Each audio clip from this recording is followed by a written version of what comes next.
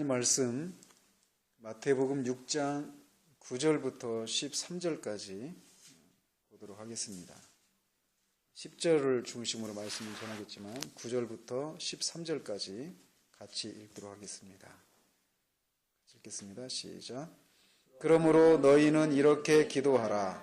하늘에 계신 우리 아버지여, 이름이 거룩히 여김을 받으시오며 나라가 임하시오며 뜻이 하늘에서 이루어진 것 같이 땅에서도 이루어지이다. 오늘 우리에게 일용할 양식을 주시옵고 우리가 우리에게 죄 지은 자를 사하여 준 것 같이 우리 죄를 사하여 주시옵고 우리를 시험에 들게 하지 마시옵고 다만 악에서 구하시옵소서. 나라와 권세와 영광이 아버지께 영원히 있사옵나이다. 아멘.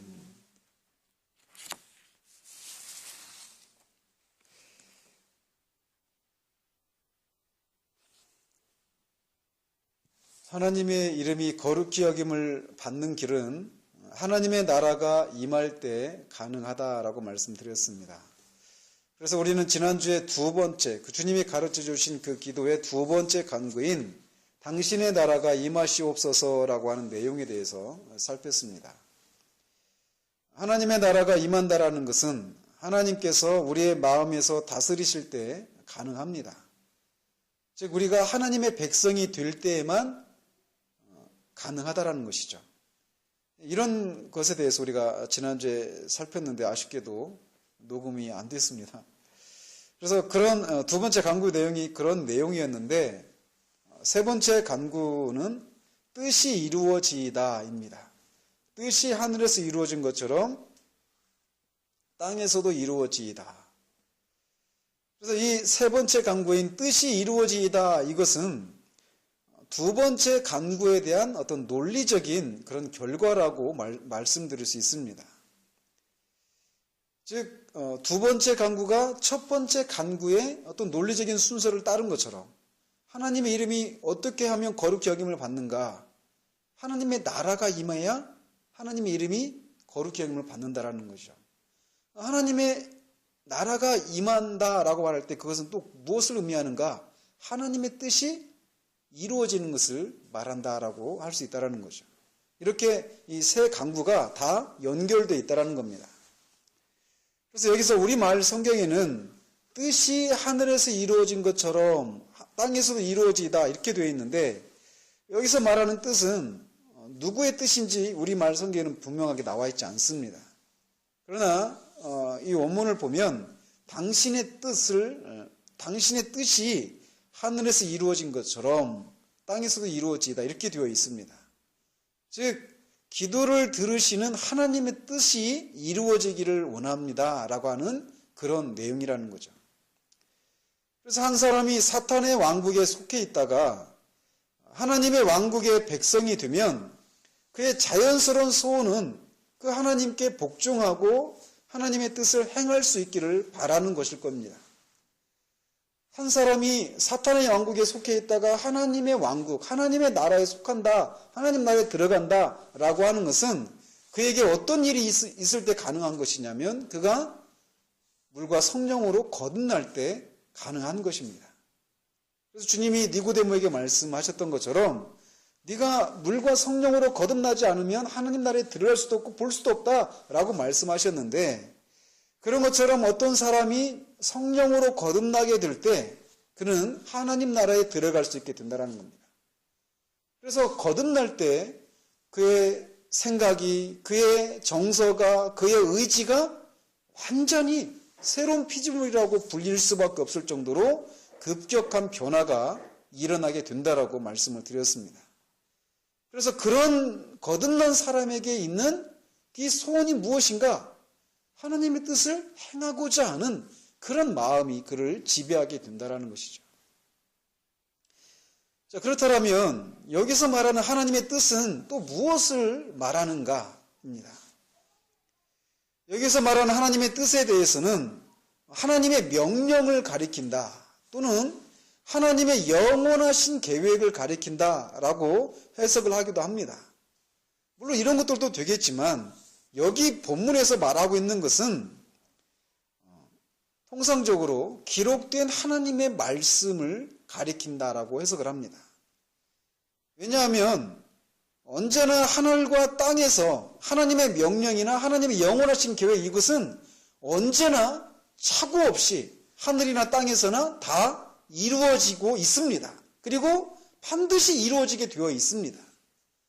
그렇기 때문에 그것을 위해서 기도하는 것이 아니라 특별히 여기에서는 하나님이 우리에게 하나님의 뜻이 무엇인지를 말씀을 통해서 우리에게 계시해 주셨는데 그 뜻이 우리 안에서 이루어지기를 원한다라고 하는 그런 내용이라는 거죠. 그래서 특별히 윌리엄 퍼킨스라고 하는 그 목사님은 하나님의 그 모든 뜻 가운데 세 가지 특별한 그런 요점이 있다라고 말을 합니다. 그래서 그가 말하는 세 가지 하나님의 뜻은 첫 번째로는 그리스도를 믿는 것이다 라고 말을 합니다. 요한복음 6장 40절에 내 아버지의 뜻은 아들을 보고 믿는 자마다 영생을 얻는 이것이니 라고 말을 하고 있습니다. 즉 하나님의 뜻은 아들을 보고 영생을 얻는 것, 보고 믿고 영생을 얻는 것이다. 그리스도를 믿고 구원을 받고 영생을 얻는 것, 이것이 하나님 아버지의 뜻이다 라고 말씀하고 있다는 것이죠. 또 두 번째로는 데살로니가 전서 4장 3절에 하나님의 뜻은 이것이니 너희의 거룩함이라. 그러니까 이렇게 그리스도를 믿고 영생을 얻은 사람들 향한 하나님의 뜻은 거룩해지는 것이다라는 겁니다. 그들이.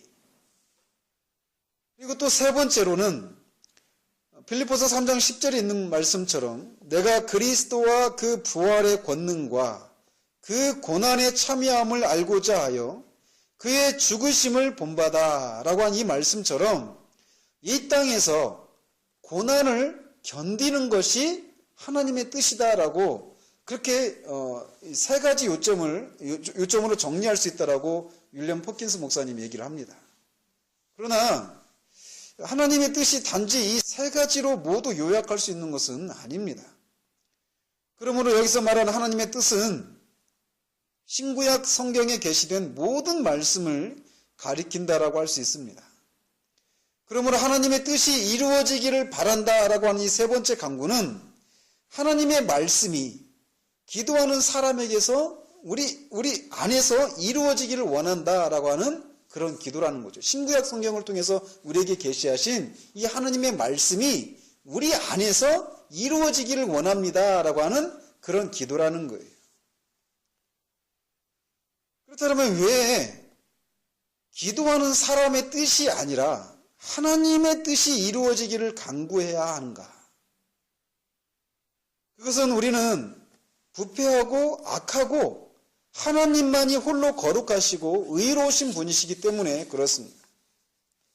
그렇기 때문에 우리의 뜻이 아니라 하나님의 뜻이 이루어지기를 위해서 기도하는 것입니다. 그래서 이 기도, 하나님의 뜻이 우리 안에서 이루어지기를 구하는 이 기도는 어떤 방식으로 성취가 되느냐면 크게 두 가지 방식으로 성취가 됩니다. 첫 번째로는 자기 부인입니다. 내 뜻이 아니라 하나님의 뜻이 이루어지기를 원합니다 라고 하는 기도 내용이기 때문에 이 기도는 먼저 자기 부인을 통해서 성취되게 된다는 것이죠. 즉 하나님의 율법에 거스르는 우리의 어떤 소원과 그런 바람들, 이런 기대들, 이런 것들을 모두 기꺼이 포기하고 기꺼이 하나님이 우리에게 맡겨주신 그 십자가를 지고 모든 일에서 우리 자신을 기꺼이 하나님께 굴복시키는 것을 위해서 기도하는 것이라는 거죠. 하나님께서 우리에게 은혜를 베푸셔서 우리 자신의 부패하고 악한 뜻을 부인하고 저버리면서 하나님의 뜻에 어긋나는 모든 것을 잃어버리는 것을 기꺼이 감수하게 해주시기를 기도하고 있는 것이라는 거예요. 이 기도는. 그래서 이 기도는 첫 번째로는 자기 부인의 과정을 통해서 이 기도가 이루어지게 된다는 것입니다. 예를 들어서 아브라함이 100세에 낳은 아들 이삭을 바치는 것에서도 그런 예를 우리가 들 수 있습니다. 그의 아들 이삭은 우리가 알다시피 하나님의 약속의 씨였습니다.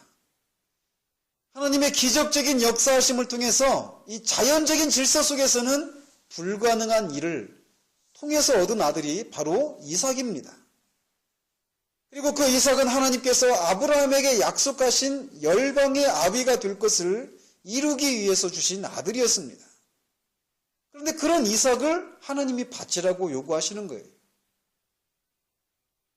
그런 이삭을 바치게 되면 그럼 이삭을 통해서 하나님이 아브라함에게 약속하신 그 약속을 성취하겠다라고 하시는 이 약속은 어떻게 되는 것인가?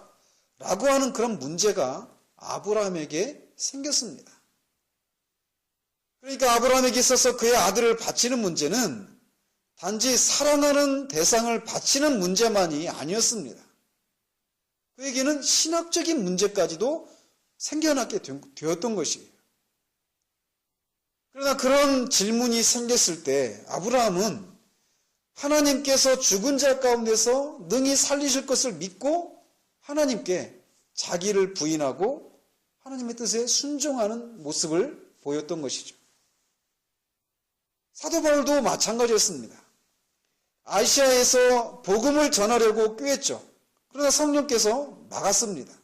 또 비두니아와 무시아 쪽으로 가서 복음을 전하려고 하니까 그것마저도 그리스도 영께서 막으셨습니다. 그러다가 환상 중에 마케도니아로 들어오라고 하는 그런 환상을 마케도니아 사람이 그쪽으로 들어오라고 하는 그런 환상을 접하고 드로아 지역에 들어가서 유럽 지역의 복음을 전하게 되는 것이죠. 그 결과 그는 그 과정에서 누가와 디모데를 만나고 그들과 함께 동역을 하게 되는 그런 일들이 있게 되는 거죠. 즉 자기를 부인한다라고 말할 때 이거는 그냥 우리 안에 있는 어떤 우리의 욕심, 우리의 정욕 이런 것만 부인하는 것이 아니라는 것을 지금 말씀드리고 있는 것이에요. 우리 안에 있는 생각이 지극히 성경적이고 하나님 나라의 확장과 하나님 나라가 나타나는 일에 있어서 너무나도 바른 것이고 정상적인 것이라 할지라도 하나님의 성령께서 우리를 그런 것들을 내려놓고 우리에게 어떤 다른 종류의 순종을 요구하실 때 우리는 기꺼이 그런 것이라 할지라도 우리를 부인하고 하나님의 뜻에 순종해 나가야 한다는 것이에요. 이처럼 하나님의 뜻이 이루어지는 것은 자기를 부인하는 것으로부터 시작을 하는 것입니다. 자기를 부인하는 과정에서 우리는 아픔을 경험하기도 할 것입니다. 그러나 그 아픔을 능가하는 기쁨이 순종함을 통해서 맛보게 됩니다. 그래서 우리는 언제나 하나님의 뜻에 우리를 부인하고 즉각적으로 순종을 해야 되는 것이죠. 그것을 위해서 지금 기도하고 있는 것입니다.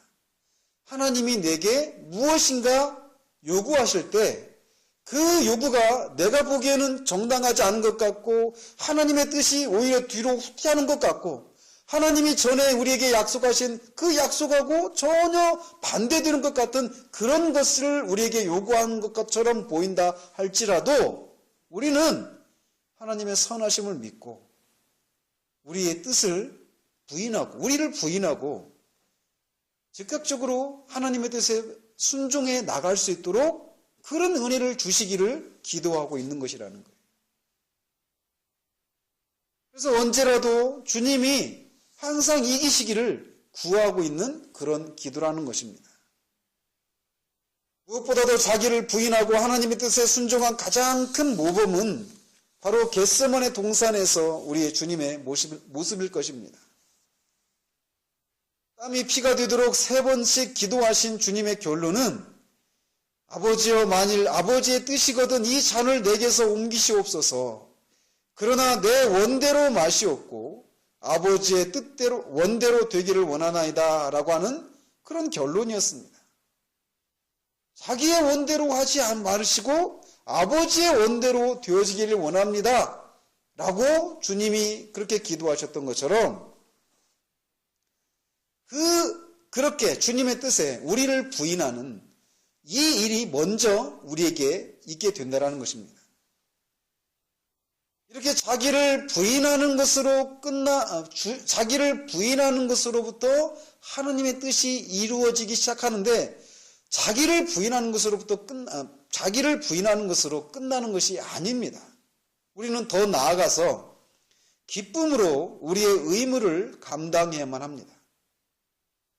우리 각자의 삶의 자리에서 부지런히 하나님을 섬기고 우리의 공통적인 의무는 물론이거니와 각자의 어떤 특수한 의무들에서도 이 하나님의 뜻을 행하는 것입니다. 즉 하나님의 뜻은 자기를 부인하고 적극적으로 우리에게 주어진 의무들을 순종해 나가는 것을 통해서 이루어지는 것이다 라고 할 수 있습니다. 그것을 위해서 기도하고 있는 것입니다. 또한 순종할 때는 완전한 순종을 해야만 합니다. 사무엘상 15장에서 하나님은 사울 왕에게 사무엘 선지자를 통해서 이스라엘 백성이 애굽에서 나와 광야를 지날 때 이스라엘 백성들을 대적했던 아말렉 사람들을 진멸할 것을 명령하셨습니다. 그래서 그 15장 3절에 보면 지금 가서 아말렉을 쳐서 그들의 모든 소유를 남기지 말고 진멸하되 남녀와 소아와 젖먹는 아이와 우양과 낙타와 나귀를 죽이라 하셨나이다 라고 사무엘을 통해서 그렇게 명령을 하셨습니다. 그러나 우리가 알다시피 사울 왕은 이 명령에 반쯤 순종했습니다. 그래서 사람들은 다 진멸하고 짐승들 중에 가치 없고 하찮은 것들은 다 죽였습니다. 그렇지만 양과 소 중에 가장 좋고 기름진 것들은 남겨두었던 거죠. 그래서 사울은 자의적으로 판단해서 하나님께서 명령하신 것 중에 일부를 순종하고 일부는 순종하지 않았죠. 이렇게 어느 정도는 순종했고 어느 정도는 순종하지 않았다라고 사울은 생각했을지 모르지만 그것에 대한 하나님의 판단은 순종한 것이 아니라 하나님의 명령을 거역하는 것이다라고 말을 했던 것입니다. 그래서 사무엘을 통해서 하나님이 이렇게 말씀하십니다. 사무엘이 이르되 여호와께서 번제와 다른 제사를 그의 목소리를 청종하는 것을 좋아하신 같이 좋아하시겠나이까. 순종이 제사보다 낫고 듣는 것이 숫 양의 기름보다 나으니 이는 거역하는 것은 점치는 죄와 같고 완고한 것은 사신 우상에게 절하는 죄와 같음이라. 왕이 여호와의 말씀을 버렸으므로 여호와께서도 왕을 버려 왕이 되지 못하게 하셨나이다 하니 이렇게 말을 합니다. 반쯤은 순종했고 반쯤은 거역한 것처럼 보이지만 그것에 대한 주님의 판단, 하나님의 판단은 하나님의 명령을 조금 순종했다라고 말씀하시지 않고 거역했다라고 판단하고 계시다라는 거예요. 그렇기 때문에 자기를 부인하고 적극적으로 하나님의 뜻을 우리가 순종해 나가야 되는데 그때 요구되어지는 순종은 완전한 순종을 요구하신다는 겁니다.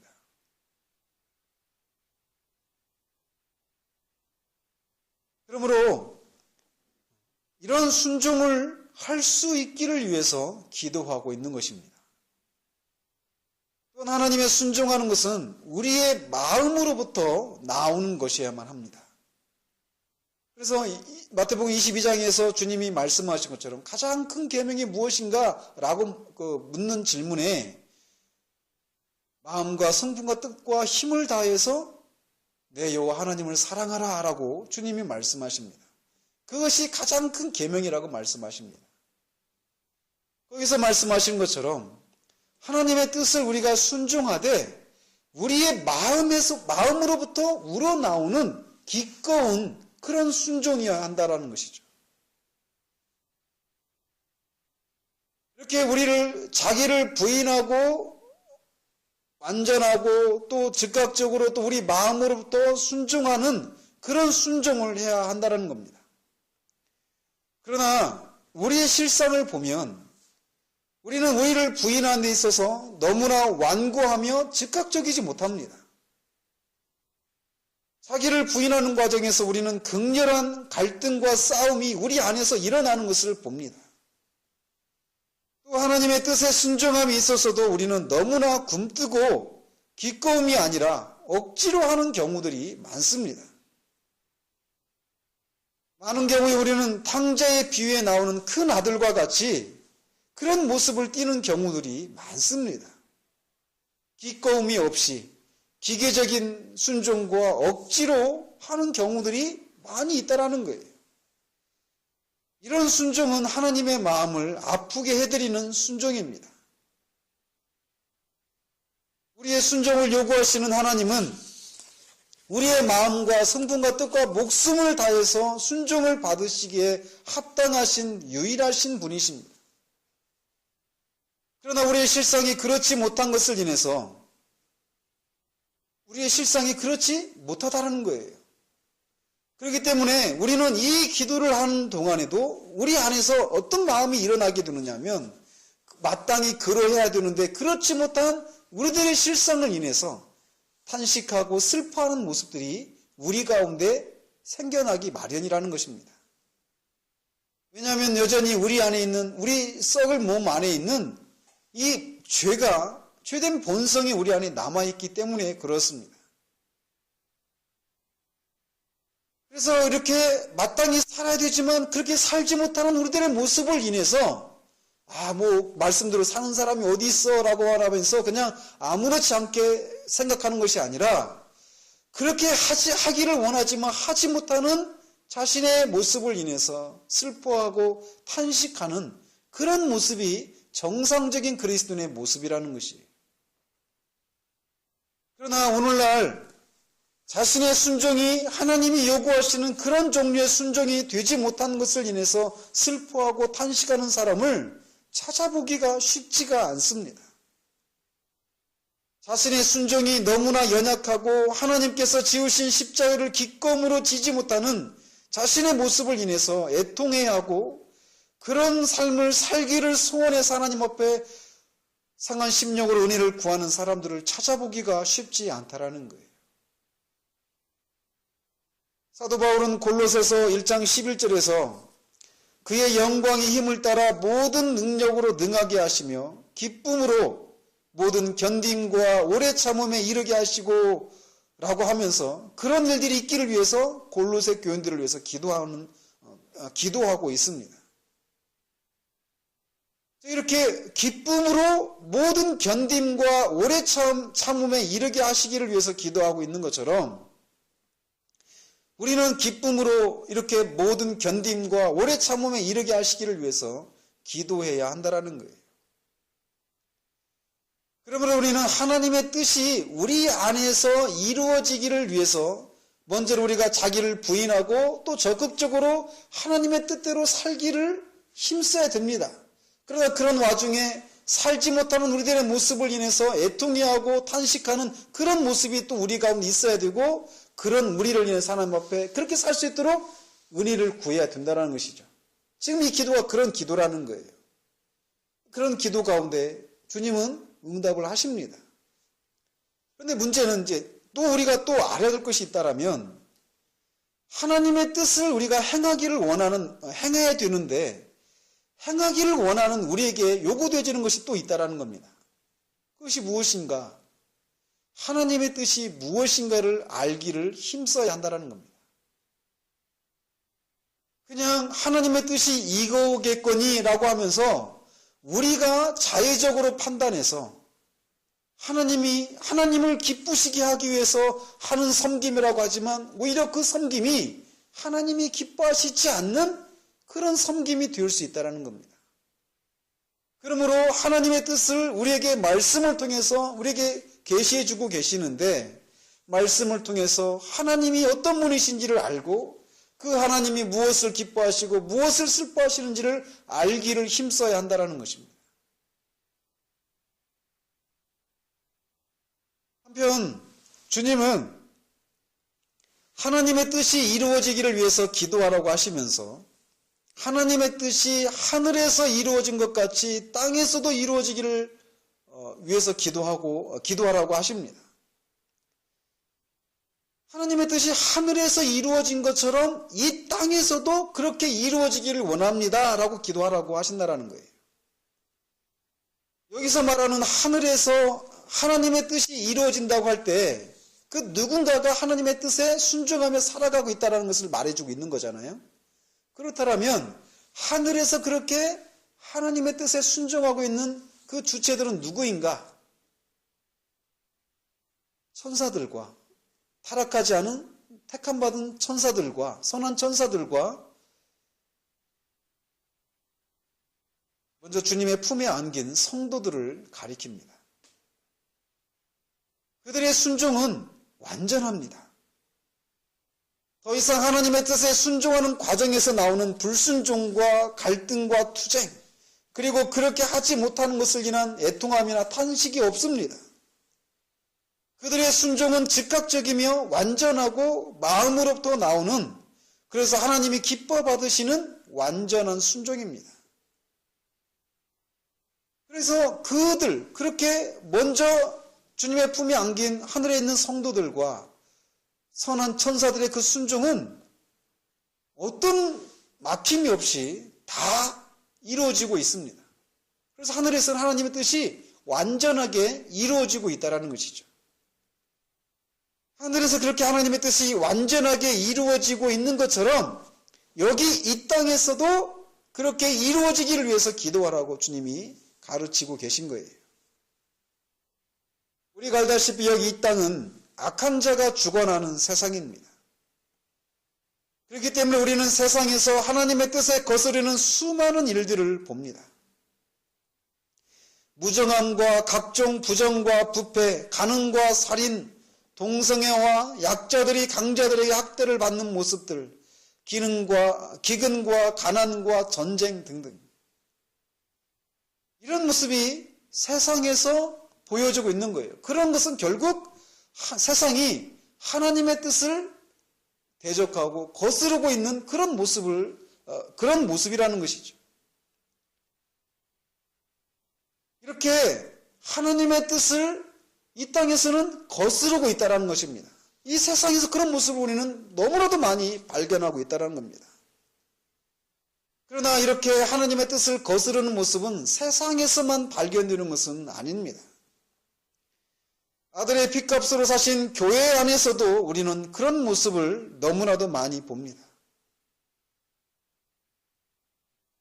우리가 지난 2000년의 그런 교회 역사를 돌아보면 언제 교회가 머리 대신 그리스도의 통치에 순전함으로 반응했던 적이 있었는가 싶을 정도로 교회 안에서는 그렇게 언제나 하나님의 뜻에 거스르는 그런 모습들이 늘 있어 왔습니다. 얼마 전에 김홍전 박사님 어떤 책을 읽다가 그런 것을 이렇게 본 적이 있습니다. 우리는 오늘날 교회 안에서 교회가 너무나 세속화되어 있다라고 말하면서 여러 가지가 있는데 그 중에 하나가 뭐냐면 이 만몬주의, 다른 말로 배금주의라고 말을 합니다. 돈을 숭배하는 거예요. 물질을 숭배하는 겁니다. 물질이 우상이 되어 있는 그런 현실을 가리키는 것이죠. 그래서 그런 현실이 교회 안에 어떤 모습으로 나타나느냐 하면 교회 안에 있는 중직자들을 돈과 관련해서 뽑는다라는 겁니다. 그래서 장로가 될 사람들도 그렇게 교회 안에서 어떤 교회를 실제적으로 물질적으로 좀 도움을 줄 수 있고 사회적인 어떤 그런 유력한 자리에 있어서 그런 면에서 어떤 영향력을 행사할 수 있는 그런 사람들을 교회 안에 장로나 그런 중직자들로 세운다라는 것이죠. 오늘날 그런 모습을 우리는 너무나 교회 안에서 많이 보고 있습니다. 그런데 이런 모습이 오늘날 교회, 우리 한국교회에서만 보고 있는 모습이 아니라는 겁니다. 그 아까 말씀드린 것처럼 김홍전 박사님이라는 분의 그 책 속에서 보면 그분이 1930년도에 어떤 소설을 하나 썼다고 합니다. 출판되지는 않았는데 그 소설의 그 줄거리는 뭐냐면 방금 제가 말씀드린 그런 내용들입니다. 그래서 교회 안에 있는 장로가 그 교회 전도사를 자기 어떤 부하 직원처럼 자기 일을 하도록 돌보는, 그렇게 돌아보도록 하는 그런 일에 그렇게 전도사를 막 이렇게 부리는 그런 모습이 교회 안에 있다라는 겁니다. 그때가 1930년대인데 어디에서 그랬냐면 평양에 있는 교회들에서 그랬다라는 거예요.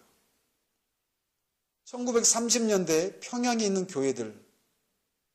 여러분들의 머릿속에 그게 잘 떠오르지 않을지 모르겠지만 평양은 당시 동양의 예루살렘이라고 불렸던 그런 도시입니다. 그래서 불과 20여 년 전에 1907년도에 소위 평양 대부흥이라고 하는 그런 놀라운 영적인 각성이 있었던 도시가 평양이었어요. 그런데 불과 20여 년이 지난 후에 그 평양에 있는 교회들 안에서 그런 배금주의, 물질을 숭배하는 그런 세상 풍조가 교회 안에 들어와 있는 현실을 그때 당시 김홍전 박사님이 20살 됐다고 하는데 20세 청년이 소설로 고발하고 있었던 것이죠. 1930년대에 그 한국교회 안에서도 그런 모습이 있었다면 오늘날 중세교회보다도 더 타락했다라고 말하는 이 한국교회 안에서는 얼마나 그런 부패하고 하나님의 뜻을 거스르는 그런 모습이 얼마나 요소에 얼마나 많이 있는가라는 겁니다. 이렇게 우리는 세상에서, 이 땅에 있는 세상에서, 또 이 땅에 있는 교회 안에서 하나님의 뜻을 거스르는 모습을 발견합니다. 이런 것은 우리 밖에서 일어나는 모습이죠. 그러나 우리는 하나님의 뜻을 거스르는 이런 모습은 우리 밖에서만 있는 일이 아닙니다. 세상이나 이 땅에 있는 이런 보이는 교회들 안에서만 하나님의 뜻을 거스르는 모습이 있는 것이 아니라는 거예요. 거듭난 우리들 안에서도 우리는 하나님의 뜻을 거스르려고 하는, 거스르는 그런 현실이 우리 가운데 있는 것을 보게 됩니다. 그래서 어느 분의 말씀처럼 우리 마음은 전쟁터다라고 말을 합니다. 하나님의 뜻에 순종하고자 하는 한 법과 그 하나님의 뜻에 순종하지 않으려고 하는 또 다른 법, 이 두 법 사이에 싸움이 일어나는 것이 우리의 마음이라는 거예요. 그래서 우리의 마음판은 전쟁터다라고 말을 한다는 것이죠. 그게 이 땅의 모습입니다. 근데 이 땅에서도 하늘에 있는 선한 천사들과 구원받아서 먼저 주님의 품에 안겨 있는 성도들이 완전한 그런 순종을 하고 있는 것처럼 그 완전한 순종이 우리 안에서 또 이 땅의 교회들 안에서 이 세상에서 이루어지기를 원합니다라고 기도하고 있다는 거예요. 그러므로 우리가 이런 기도를 한다라는 얘기는, 이런 기도를 할 때 이 기도는 이 땅에서 결코 완성되지 않는다라는 것을 우리가 알게 됩니다. 주님이 다시 오셔서 산자와 죽은 자를 심판하시고 이 세상에서 죄를 제거하시고 죄의 원흉인 사탄과 그의 졸개들을 불못에 던져 넣으시고 그래서 이 땅에 의가 거하는 새 하늘과 새 땅이 설 때에야 비로소 이 기도는 완전히 성취되게 됩니다. 그러므로 하늘에서 주님의 뜻이 이루어지는 것처럼 이 땅에서도 이루어지기를 원합니다라고 하는 이 기도는 결국 어떤 것과 맞닿아 있냐면 주님이 다시 오시는 것과 맞닿아 있다는 것을 우리가 알게 됩니다. 주님이 오실 때까지 우리는 우리 안과 밖에서 하나님의 뜻을 거스르는 모습을 보면서 탄식하고 애통하는 이 모습이 있게 된다는 것이에요. 그럼에도 불구하고 우리는 우리의 날들 동안, 우리가 이 땅을 살아가는 날들 동안 자기를 부인하고 주께서 하나님의 뜻이 이루어지기를 위해서 순종하며 나아가는 일들을 계속해야만 합니다. 시편 126편 6절에 이런 말씀이 있습니다. 울며 씨를 뿌리러 나가는 자는 반드시 기쁨으로 그 곡식단을 가지고 돌아오리로다. 우리는 이 구절을 흔히 복음을 전하는 것과 관련해서 이 본문을 해석을 하는데 꼭 거기에만 적용할 수 있는 말씀은 아닙니다. 이 본문에 나오는 울며 씨를 뿌리러 나가는 자는 반드시 기쁨으로 그 곡식단을 가지고 돌아오리로다. 이 말씀의 배경은 이렇답니다. 어떤 분이 이렇게 해석을 해요. 당시 이스라엘에서 요즘 같은 춘근기입니다. 지금이 그 옛날에 그 보릿고개잖아요. 그죠? 4, 5, 6 이때가 보릿고개인데 이때쯤 되면은 집안에 먹을 것이 다 떨어지잖아요. 근데 농사를 짓는 농경시대 때 그래도 마지막까지 남겨놓은 게 뭡니까? 바로 그해 농사를 지을 씨, 그죠? 뭐 씨나락 이런 것들이죠. 그런 것들을 남겨놓잖아요. 근데 지금 이 배경이 그런 배경이라는 거예요. 그렇게 춘근기가 되어서 먹을 거라고는 씨나락 이런 것밖에 없다라는 거죠. 근데 그거를 먹어버리면 어떻게 됩니까? 지금은 당장 배부를지 모르지만 나중에는 진짜 먹을 게 되는 거잖아요. 그러니까 농부가 씨를 뿌리러 나갑니다. 씨나락을 가지고. 근데 그 뒤를 아내가 울며 막 말린다라는 거죠. 그거를 밭에 뿌려버리면 나중에는 수술을 할 수 있겠지만 지금 당장 먹을 게 없으니까. 그러면서 그 남편을 막 붙잡는다라는 거예요. 그런 상황에서 울면서 농부가 씨를 뿌리는 거랍니다. 그런 배경이라는 것이죠. 그러니까 지금 당장 먹으면 배부르겠지만 그렇지만 씨를 뿌린다라는 거예요. 근데 그 씨를 뿌리게 되면 지금 당장 배를 골아야 되는 자녀들, 집안에 있는 가족들을 생각하니까 수확에 대한 기쁨, 기대, 소망도 있지만 또 한켠에는 지금 그런 현실 때문에 울면서 뿌리게 된다는 것이죠. 그러나 그렇게 울면서 씨를 뿌리러 가지만 반드시 기쁨으로 그 곡식단을 가지고 돌아온다라고 하는 것처럼 우리가 이 땅에서는 끊임없이 우리의 죽을 몸에 남아있는 죄로 인해서 우리의 마음에 싸움이 일어나고 갈등과 탄식을 경험하게 된다는 거예요. 그래서 울 수밖에 없는 그런 상황이라는 것이죠. 그러나 울면서도 우리가 주님의 뜻에 순종하는 그 순종의 씨앗을 뿌리게 될 때 우리는 하나님으로부터 우리가 하나님의 말씀을 살 수 있도록 하시는 그런 능력을 힘입어서 말씀을 살아내는 그런 일들이 가능하게 된다는 거예요. 그것을 위해서 지금 주님이 기도하라고 말씀하고 계신 것입니다. 그렇기 때문에 우리는 주님의 뜻이 이루어지기를 원합니다. 하늘에서 이루어진 것처럼 이 땅에서도 주님이 오시면 완전히 이루어지겠지만 이 땅, 울면서 씨를 뿌릴 수밖에 없는 이 땅에서도 이루어지기를 원합니다. 라고 기도하면서 그렇게 살 수 있는 능력을 주시기를 구하면서 순종의 씨를 뿌려 나가야 한다는 거예요. 그렇게 우리가 울며 순종의 씨를 뿌려 나가는 것을 통해서 정말 우리가 살아내지 못했던 삶을 성령의 능력을 힘입어서 살아내고 점점 우리가 정복하지 못했던 그